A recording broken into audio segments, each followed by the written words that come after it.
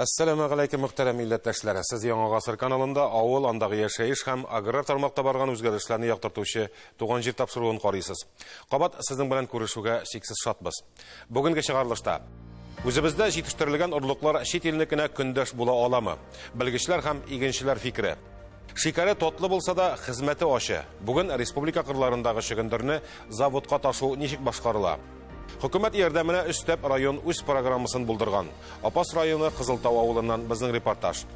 Шишмәне тәртипләп карап тоту өчен казнада акча каралмаган. Камышлы авылы шишмәсен ничек итеп тәртипкә китерергә мөмкин? Бүгенге тапшыруның төп темалары әнә шулар.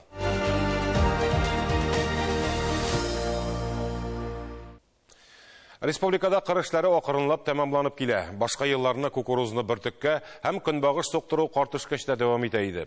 Кукуруз суктыру нибары 3 районда, Тукай, Югарыстан һәм Балык бистәсендә генә калган. Ул барлыгы 30 000 гектарда игелгән. Менә шул мәйданнан 100 000 тоннага якын бөртек суктырып алганнар. Көнбагыш мәйданнарының да 97%-ында эш тәмам. Биектау, Шүпрәле, Лаеш һәм Тәтеш районнары темпларны арттырса, суктыру узакка сузылмас. Моңарчы бу культураларның орлыкларын, гибридларын чит илләрдән сатып алалар иде. Аларның уңышы югары, тиз өлгерә янәсе. Менә хәзер шикләүләр кертелгәч, үзебездә җитештерелгән сортларны чәчеп үстерәләр. Бездәге сортлар узган елда сынатмаган иде, быел да көндәшлеккә сәләтле булуларын күрсәттеләр. Узган ел Түбән Кама районының Орсис агро җәмгыятендә кукуруз орлыгын агролизинг җәмгыяте аша алып чәчкән иде. Уңышыннан да, өлгерешеннән дә зарланмадылар. Бер өлешен силоска урсалар, икенче өлешен суктырып алганнар. Баш агрономнары Фәнис Ильясов кырлар патшасының ФАО күрсәткечендә нормада дип бәяләде. Быелгы уңыштан да канәгать калдык диләр. Основной Россиядә җитештерелгән сортларны алырга булдык. Без аларның ФАО дибез инде төрле ФАОлары алдык. Менә без беренче уборканы башлаган идек, без Машук 171 дигән гибридтан, хәзер менә җиттек Машук 220-гә. Хәзерге вакытта убирайта торган кукурузның без аны сухое вещество дибез инде 35%. Хәзер менә бу Машук дигән гибрид тоже импортлылардан калышмаганлыгын аңладык. Агролизинг җәмгыяте кукуруз һәм көнбагыш орлыкларын Лаеш районы Нарманка янәшәсендәге Аграр университетының тәҗрибә кырларына чәчеп сыный. Хәзер хуҗалыклар бу культураларның орлыкларын тулысынча үзебездә җитештерелгәннәрен чәчәргә гадәтләнеп килә. Селекция всероссийского НИИ кукурузы ундурт сорт, в том числе биш новый гибрид мында. Пятигория, Матрикс, ФАО-170, которые как зерновая яры, так силоска, и новые силосный сорта. Игенчеләрне үзебезнең сортлар нәрсәсе белән кызыксындырасың? Уңыш күләме, өлгереше һәм бәяләре ди Рөстәм Мөхтәр улы. И уже вот третий год подряд. Инде 3нче ел рәттән менә монда үзебезнең гибридларны сыныйбыз. Булар кукуруз, көнбагыш, көзге бодай. Күргәнегезчә уңышы яхшы, чит илләрнекеннән калышмый. Крахмалга бай. Бәясе дә чит илнекенә караганда 3 мәртәбә кимрәк. Бу районы фермеры Ринат Гайнетдинов исә көнбагыш үстерү белән 3нче елын шөгыльләнә. Быел да үзебезнең сортларны чәчеп үстергәннәр. Күрәсез, уңышны җыеп амбарларга урнаштырып та куйганнар инде. Беренче елдан бирле Рөстәм Мөхтәрович рекомендация белән эшләргә тотынган идек. Шуннан бирле Биллус дигән сортны чәчәм. И ничек әйтим, сорт начар дип әйтмим. Быелгы Хава торышы начар булганда да әйбәт урага алдык дип әйтергә була. Уртача 30 центнер чыкты гектарыннан. Көнбагышны сату бәясе елдан-ел түбән төшә. Ә чыгымнар киресенчә арта ди игенчеләр. Димәк, үзебездә җитештерелгән сортларга игътибар итү отышлырак булачак. Бәяләр төшүгә карата да ГСМ артты, бөтен техника 2 мәртәбә артты, запчастлар артты. Теге за границей килмей дип әйттеләр дә, бәяләрне комбайнны да сразу күтәртеп куйдылар, техникаларны башында күтәреп куйдылар. Сельская продукция икеләтә 3нче ел белән караганда икеләтә әзрәк бәясе. Республикада кукурузны бөртеккә суктыру тәмамланды. Көнбагышта бик аз гектарларда калып бара. Быел кар яугач комбайн азаплыйсы булмаячак хуҗалыкларга. Көнбагыш кырларына хәтта десикация ясыйсы да булмаган бу күздә. Без эшлибез гибриды французской селекции, но которые произведены в России, да, Краснодарский край, да, считается российское производство. Гибридлар Беллус, Йолна, алар уже 3нче ел бездә Татарстанда и нормальный результат бирә по урожайности. И в том числе российский гибридлар. Селекции внемастящих культур. Город Краснодар. Гибридлар Сурус, Экспресс и Башкалар тоже. Тірлікшілік республикасы боларақ бізге кукуруз силос үшін генә түгел, бір түкке соқтырып алу үшін де керек. Білгішлер аның Байкал, Билер, Машук сортларын игерге кеңеш итә. Байкал новый гибрид вне кукурузы зернового направления. Отличается тем, что быстрой влагоотдачей при созревании. Урожайность это 70 центнер гектаран вполне бере. Әнә шулай, башта шитил сортларына шикләүләр кертеп, хуҗалыкларны бераз өркеткәннәр иде. Хәзер исә әкренләп үзебездә җитештерелгән орлыкларны чәчеп, мулуңыш үстерергә өйрәнеп киләләр. Бүгенге һава торышына күз салсаң, ноябрь айы димәссең. Октябрьгә охшаган, яңгырлы һәм җылы. Юкса гадәти елларны 7 ноябрьдә көннәр салкынайта, авылларда каз суя башлыйлар иде. Әле синоптиклар мондый һава торышы киләсе атна азагына кадәр сакланачак диләр. Әлбәттә, дымга сусаган туфракка бик кирәк иде. Болай җылы торуы уҗымнарга да бераз ныгырга ярдәм итәчәк. Тик менә кырдан шикәр чөгендере ташучылар интегә. Бүгенгә республикада 1,702,000 тоннадан артык шикәр чөгендере казылган. Хәзер аграрчылар бу уңышны кырлардан шикәр заводларына ташу белән мәшгульләр. Җиңел эш түгел билгеле. Апас районына баргач, без бу хезмәтнең ничек авыр бирелгәнлегенә тагын бер кат инандык. Соңгы яңгырлар Апас кырларындагы кара туфрактан измә ясаган. Шикәр чөгендере өемнәренә йөк машиналары үзләре генә кирип чыгып йөри алмый хәзер. Алар куәтле тракторлар ярдәменә мохтаҗ. Менә бу басу 360 гектарлы. Монда бүген көнне 2 маус эшли. 18 единица машина үзебезнең холдингныкы, имтиханныкы. Шунарга истәп тагын 5 машина частниклар йөри. Иртәнге сәгать 5-тән тияүне башлыйбыз. Кичке 6-га кадәр дәвам итә. Шуңа нигә бүген көнне, конечно, бик аяныш хәлендә. Ишетәсең, безгә барыбер ташырга кирәк, эшләргә кирәк. Бүгендә кырдан көндәлек 1200-1500 тонна чөгендер буа шикәр заводына озатыла. Апас районы кырларыннан 140,000 тоннага якын татлы тамыр казылган. Кара исәп белән генә санасаң да, бу кадәр чөгендерне чыгарып бетерү өчен кимендә 100 көн вакыт таләп ителә. 4700 гектар мәйдан чөгендер җире тәшкил итә. Казылганы силикон полностью казып бетердек без 28 октябрьдә. Менә хәзерге бүген көнне 64,000 тонна шикәр чөгендерен заводка сдавать иттек. Шул инде ул мәйдан белән чагыштырган вакытта нәкъ жартысы туры килә, тагын шуның кадәр бар. Яңгырлы һава торышына кырда эшләүчеләр әллә ни аптырамый да. Беренчедән алар мондый көз белән елда очраша. Икенчедән игенченең яуган яңгырга телтеш тидерәсе килми. Ара-тирә бу яңгырлар берәр ай алдан булса дип уфтанулары гына ишетелгәли. Дөрес, шикәре татлы булса да, бүгенге һава шартларындагы эш татлылардан түгел. Шуңа да хезмәтне оештыру усталыгы җирле җитәкчеләрдән тора. Хәзер хәтта балчык кыелган асфальт юлларны да юып, сибереп тору агрофирма егетләре җилкәсендә.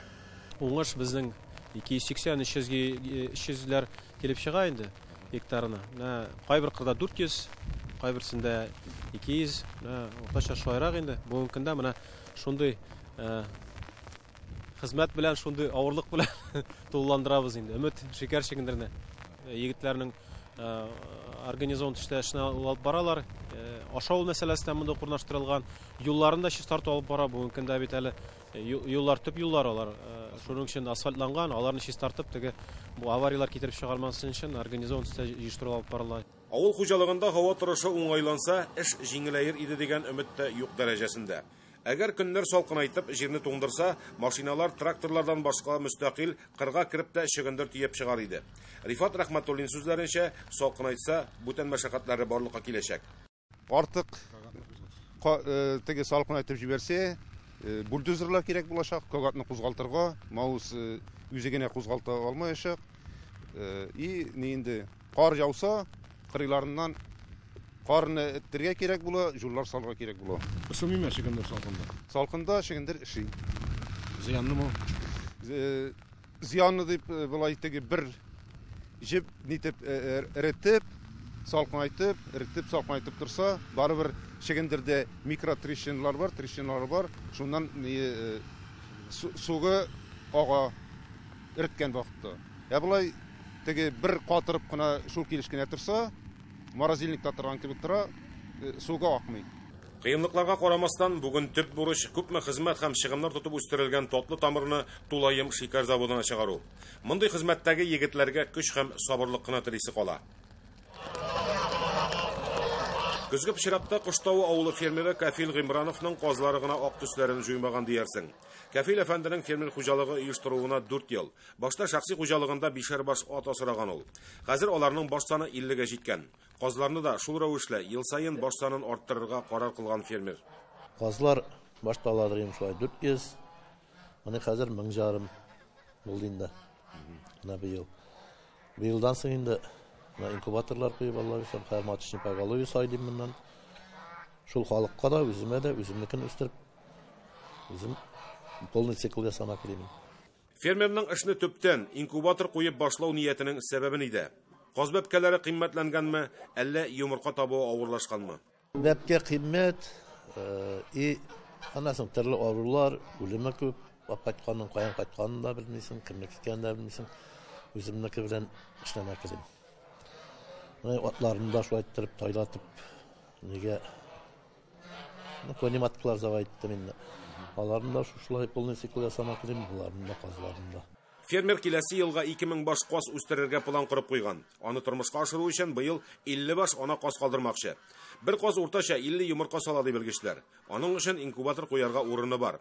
Фермасында тәүлеклек бәбкәләр үстерергә җайлаштырылган. Исәбе линда тукымын үрчетү. Үстерелгән казларны алып бетереп баралар. Гыйнвар аена калмый да икән. Җитми даже.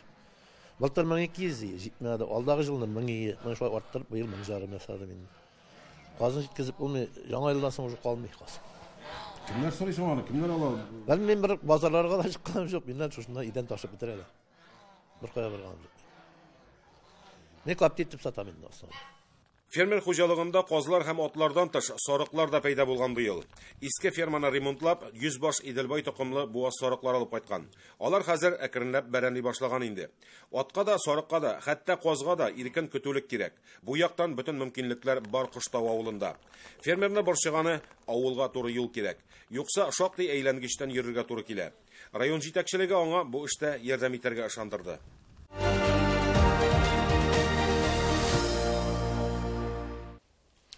Авылда терлек асрап, үз эшен башлаган фермерларга 5-8 сыер асрап гаиләсен өстәмә керем белән тәэмин итүчеләргә хөкүмәт ярдәмнәре булуын хәбәр итеп торабыз. Булары федераль үзәктән һәм Татарстан хөкүмәте тарафыннан бирелүчеләре. Шул ук вакытта авылдагы андый актив кешеләрне район җитәкчелеге дә күз уңыннан ышкындырмаска тиеш. Шушы уңайдан Апас районы 5 һәм аннан да күбрәк сыер асраучыларга аерым программа булдырган. Сау аппаратлары бирү, ясалма орлыкландыру чыгымнарын каплау, нәселле тона алучыларга 20 000 сум һәм башкалар. Дөрес, ярдәмнәр күп төрле. Тик менә авылда ни өчендер сыер саны гына кимү ягында. Моның төп сәбәбе шул сөтне сатып алу бәяләренең түбән булуы. Бу хакта Апас районы җитәкчелеге дә хәбәрдар. Аны бераз булса да арттыруга да ирешкәннәр инде. Кызылтау авылында яшәүче Альфинур Шихапова башта күмәк хуҗалык ашханәсендә пешекче булып эшләгән. Соңрак хуҗалык таркалгач эшсез кала. Хәзер авылның мәдәният йортында җыештыручы булып хезмәт куя. Анда түләнгән эш хакы әллә ни мактанырлык түгел икәнен беләсез. Ирексездән өстәмә керем чыганага хакында уйлана башлыйсың ди Альфинур ханым. Өстәмә керем кирәк, акча кирәк, зарплатлар без бит инде. Шуңа күрә инде сыердан инде акча савым сөтеннән күбрәк бит инде. Шуңа күрә инде менә сыерлар сарага булдык. 20 чагында асырый башлаган иде инде заларны.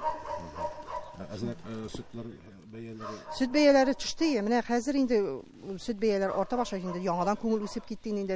Бетерикме дип тойлаган сөт бәяләре бик төшкән иде. Хәзер инде менә Аллаһка шөкер әкренләп күтәрелә бара инде сыерлар. Табыш китерә инде Аллаһка шөкер. Альфинур ханым ялгыз булуына карамастан быел 5 сыерга яңа сарай төзеп чыга. Моның өчен Татарстан хөкүмәтеннән 600 000 сум ярдәм ала. Кызганыч, бер сыеры авырып китеп анысын тапшырырга туры килгән. Хәзер 4 янына тагын берне алырга туры киләчәк ди. Әгәр нәселле тона сатып алса, хөкүмәт ярдәменә өстәп район казнасыннан да акча бирелә икән Апаста. Менә айрым хуҗалыкларга карата айрым үзебезнең менә субсидиялар, поддержкалар, меры поддержки дибез инде. Район бюджетына каралган бу көндә племенной тон алса, мәсәлән, 20 000. Менә без былтыргыдан киттек инде айрым даилне аппаратлар алырга 5 сыердан күбрәк тотучылар инде аны субсидия нигезендә бирәбез. сораулар буенча чыкты безнең менә искусственное семенениега дип аны керттек инде. Менә жыл сайын без жыл азагында карыйбыз, ничегрәк безнең менә бу субсидиялар җегетләр, кызлар алардан кулланган. Кайбер субсидиялар әзрәк кулланса инде без инде алар белән киңәшләшеп, мәсәлән, анда башка әйбергә, мохтаҗ әйбергә күбрәк җибәрәбез инде. Бүген республика һәм район тарафыннан сыер асраучыларга каралган ярдәмнәрдән авыл кешесе хәбәрдар. Ә менә алардан файдалануны һәркем үзе хәл итәчәк. Әлфинур апа кебек күпләп сыер асраучылар бар әле Кызылтауда. Без бөтен программаны белеп барабыз. Аңлап барабыз. Кем ничек хәленнән килә инде булдыралар.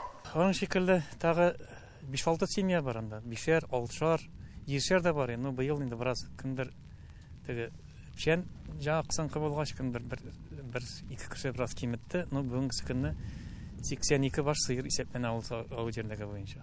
Салым сыер гына. Аның үзләрен ниләрендә монда 3 авыл Кызылтау, Килкеш һәм Чатбаш авыллары.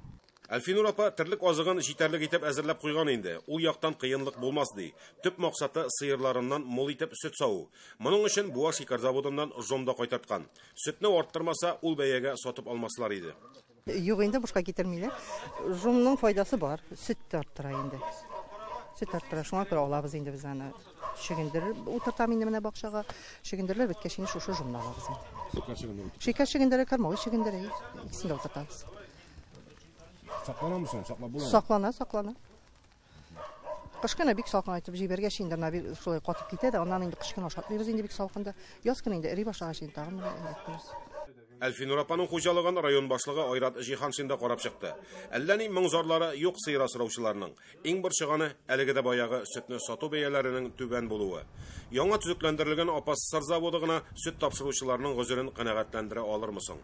Безнең сөт заводы инде ул күбрәк сырлы продукциягә интеллигән, анда күбрәк качественный сөтне җыю буенча алып баралар инде. Менә бүгенге көндә без бөтен сөт җыючыларны алар белән эшләргә өндибез инде. Менә эшне алып баралар, җегетләр бирәләр. Кемдер теге кырга да бирмәкче була. Ну, теге без менә бүгенге көндә сөтнең сыйфаты буенча бик нык эшләдек инде. Анда ветеринар хезмәткәрләре белән берлектә инде теге җегетләр, кызларга әйттек, сөтнең сыйфаты әйбәт булса, бәясе дә әйбәт була дип. Авыл халкыннан җыела торган сөтнең сыйфатына килгәндә, анысын җайга салдык кебек ди җирлек башлыгы. Заводның сыйфатсыз сөтне кабул итмәячәге көн кебек ачык бит. Ничек әйтим инде? Мин аны башта булды, сездә юк. Су куштылар, моннан соң теге лаборатория чыкты үзебезнең районныйлар. Алар әйтеп, алар менә бу кеше шуның халык кушкан, бу шуның процент кушкан дип, ну аны авылның группасы бар, сөт группасы, шунда аларны җибәреп, кемгәдер шулай тәнкыйть сүзләре белән шулай, ну шуннан соң сөт нормальләште дип әйтергә. Җайланды. Бүгенге көндә 21 ноябрь 21 сумнан сөтне кабул итеп алалар бездә. Кызылтау авыл җирлеге урнашкан бинаның ишеге һәркем өчен ачык. Кызыксындырган сорауларны, яңалыкларны халык шушында килеп белешә ала. Быел гына яңа бина төзеп биргәннәр үзләренә. Бу зданиене без инде быел февральдә башладык, августның 15-дә сдавать иттек. Ана без клубта утыралар, клубта инде безнең кысаны 12 квадрат метр. Ну хәзер менә более-менее 96 квадрат метр бу. Рәхмәт безнең республика рәисенә, Совет муниципаль образование Азам Габайдуллинга и район башлыгына Айрат Абдулкагычка. Шушыны 4-5 ай эчендә мотор иттереп безеп сдавать иттек.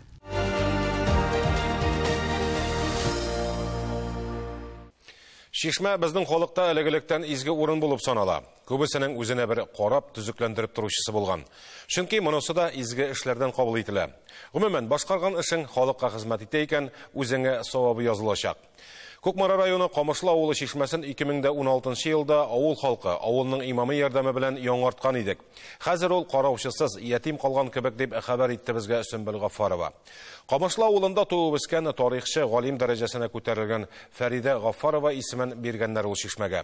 Аны тантаналы төстә ачканга да 7 ел вакыт узып киткән. Әлегә эшләнгән корылмалары ишелмәгәндә, төсендә югалтмаган. Тик менә янында шуп үләннәре үсеп утыруы гына күңелне кыра. Шишмәне карап тоту өчен авыл җирлегеннән дә, район казнасыннан да акча бүленми. Бу очракта шишмәгә ничек итеп ярдәм итеп була? Киләсе видеоязмада әнә шул сорауга җавап эзләдек. Фәридә Юлдаш кызы Гафарова, тарихчы, галимә, Садри һәм Әхмәт Хади Мәхсүдиләр тормыш юлын, хезмәтләрен татар халкына җиткергән кеше. Камышлы авылында аның бала чагы узган. Бу авылны аның кызлары да сагынып искә ала. Мин Кукмара районының Камышлы авылын бик яратам. Без анда җәй буе дәванигә булышып, ял итеп йөрдек бала чакта бит инде. Үзем дә, апам да, туганнарым да. Инде әби бабайлар да юк, әниләре дә вафат. Сөмбел апасы Ләйлә белән әниләренең исемен мәңгеләштерергә ниятләп, Камышлы авылы чишмәсен төзекләндерергә була. Бу изге эшләрендә аларга авыл халкы да ярдәм итә. Камышлының ул вакыттагы имамы Рәдиф хәзрәт тә нык булыша. Күмәк көч белән чишмәне килеп су алырга уңайлы итеп яңартып та куялар. Хәзер инде без апам белән тагын ниятлибез күтәрергә, әзрәк ремонтларга, нәрсәме. Әмма шундый уй килде, тагын эшләрбез халыкка кирәкме соң. Бүгенге көндә Камышлы халкы суга тилмерми. Урамнардагы су торбалары алыштырылган, һәр йортка су кертелгән. Әмма чишмәгә йөрү гадәтен дә ташламый халык. Килеп су алып китүчеләр бар ди авыл җирлеге башлыгы. Быел коры булгач чишмәнең куәте бераз кимегән. Аны тәртиптә тоту өчен авыл җирлеге казнасында акча каралмаган. Инде тирә-юне булса да чиста торсын дип бу эшне янәшәдә бәрәңге игүче егеткә йөкләгәннәр. Пешәнен чабып торгач каты кыту белән үсә алмый. Кем менә килеп шундан суарыла, алар менә теге исе вакытта суары читкә киткәндә турбасына турылап җибәрүләрне, шундый эшләрне башкаралар. Шул көчләренә килгәнчә авыл халкы үз көче белән инде килгәннәре карап торалар инде.